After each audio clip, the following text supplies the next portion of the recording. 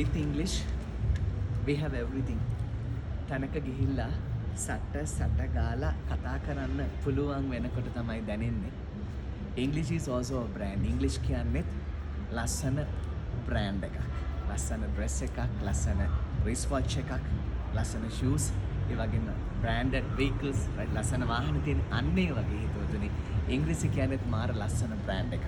කතා කරනකොට තමයි ඒකේ ගතිය දැනෙන්නේ. ඕනකම තියෙනවා කියලා මම දන්නවා. අපේ ජීවිතේ අපිට ඕනකම තියෙන ගොඩක් දේවල් වල සමහරවිට අපිට ආශාවක් ඇති වෙන්නේ නැහැ. ආසාවෙන් ලස්සනට මේ ඉංග්‍රීසි ටික ඉගෙන ගන්න පුළුවන්. ලස්සන ක්‍රමයක් තියෙනවා. සුපර් මැප් එකේ රෑ 20ක් එක දිගට අවුරුදු 20ක ගුරු ජීවිතේ දැන් යන්නේ 1080 ගණන් කෝසස් යන්නේ. දින සමහර පෝස්ට් වල දාලා ඇති. වීඩියෝස් බලන්න දැනෙනවා නම් තේරෙනවා නම් විශ්වාසයෙන් ලියාපදිංචි වෙලා ආදරණීය ඉංග්‍රීසි වැස්සට ඔබටත් සහභාගී වෙන්න පුළුවන්. වයස් භේදයක් මොනවත් නැහැ.